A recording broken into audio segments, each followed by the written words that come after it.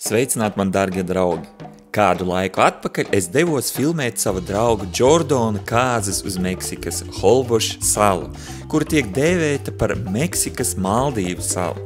Šis ceļojums patiešām bija viens no īsākajiem, bet vienlaikus arī garākajiem, kuros jebkad esmu bijis. Ceļojums sākās ar 9 stundu lidojumu no Londonas uz Atlantu. Pēc 2 stundu gaidīšanas turpināja lidojumu uz Meksiku, un pēc 2,5 stundu lidojumu nolaidos Kankūnas lidostā. No turienes paņēmu taksi un devos vēl 2,5 stundas braucienā līdz prāmim, kas ved uz Holboša salu. Diemžēl nepaspēju, jo jau bija pāri pusnaktī un biju spiests palikt viesnīcā pa nakti. Pēc apmēram 16 stundu ceļojuma es biju noguris un devos gulēt. Nākamajā rītā jau 6 es pamodos un devos uz prāmi, lai beidzot pabeigtu savu ceļojumu un satiktu savu draugu.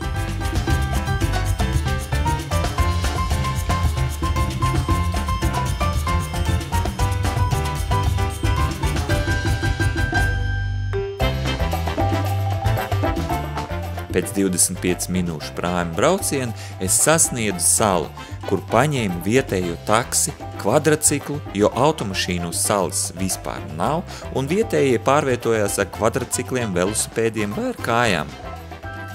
Pēc vēl 10 minūšu braucienu es beidzot nonācu villā, kur mani jau sagaidīja Jordons.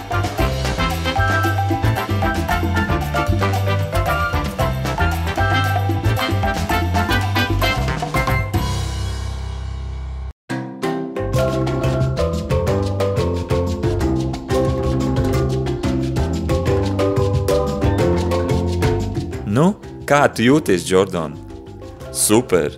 Jūtos vienkārši kolosāli, vecīt. Mēģinu attapties pēc visiem tusiņiem. Nu, kas ir, tas ir, draugs. Jā, esmu bezgalīgi priecīgs, ka beidzot visi esam uz šīs salas. Tiešām šī sala ir kā paradīze.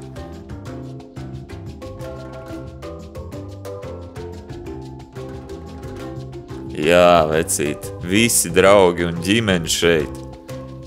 O, re, kur nāk tavu gandrīz jau sieva, vienmēr kavē, vai ne?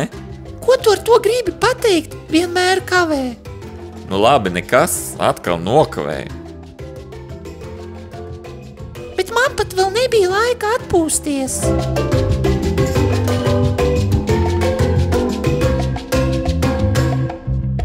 Kopā ar visu bandu devos uz salas centru, lai apskatītu, kā dzīvo vietējie.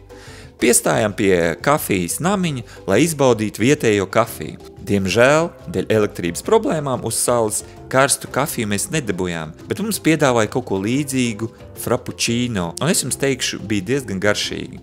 Izrādījās, ka kafejnīcas īpašnieks aizraujās ar zīmēšanu, un viņš nedaudz padalījās ar saviem darbiem. Varēja redzēt, ka viņš bija iesācies, bet potenciāls noteikti bija. Vēlāk devos nelielā pastaigā, lai pētītu, kā dzīvo vietējie. Pamanīju, ka vietējie ceļ mājas, izmantojot koku stalerus. Tad devos uz pludmali, un es jums teikšu, tā tiešām izskatās pēc paradīzes. Baltas smiltis un gandrīz neviena cilvēka, tas ir liels pluss, bet kur ir pluss, tur arī ir mīnus.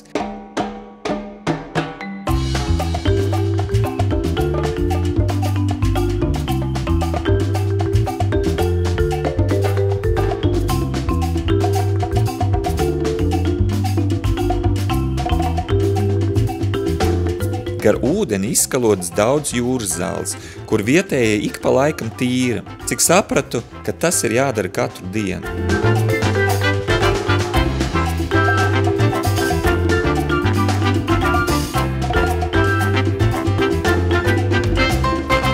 Uz salas dzīvo apmēram 2000 vietējo, un lielākā daļa no viņiem strādā turismu nozarē. Šeit nav viegla automašīna, visi pārvietojas ar kvadracikliem, velosipēdiem vai vienkārši ar kājām.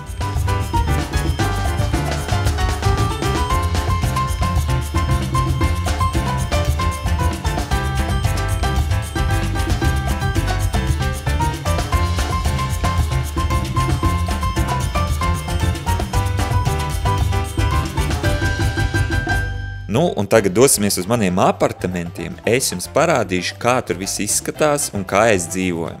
Man ļoti paveicās, jo viss numurs bija tikai man.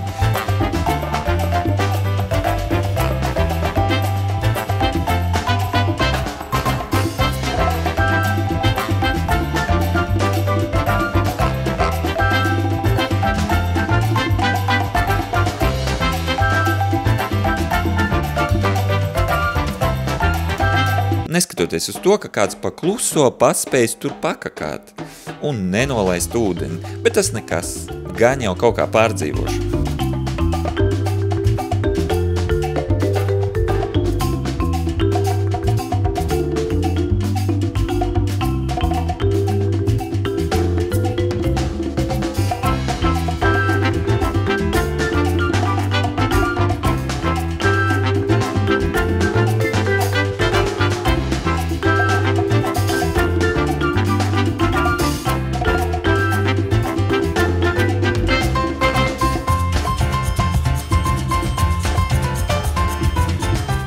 Vilas ārpusē mums bija savs baseins un privātā teritorija, kas veda tieši līdz pašai jūrai.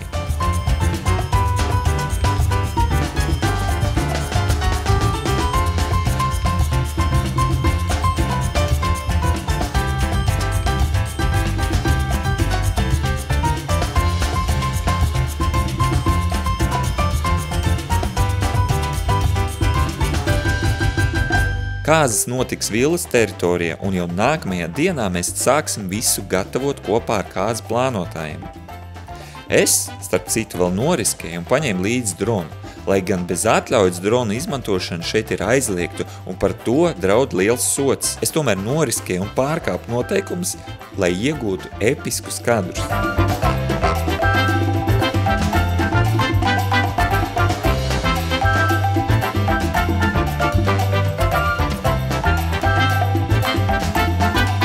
Dargie draugi, ja vēlaties redzēt turpinājumu, kā izskatās sala, kā dzīvo vietējie un kā pagāja kāzas svinēšana, lūdzu spiediet laiku, atstājiet kādu komentāru un līdz nākamajai reizei. Čau!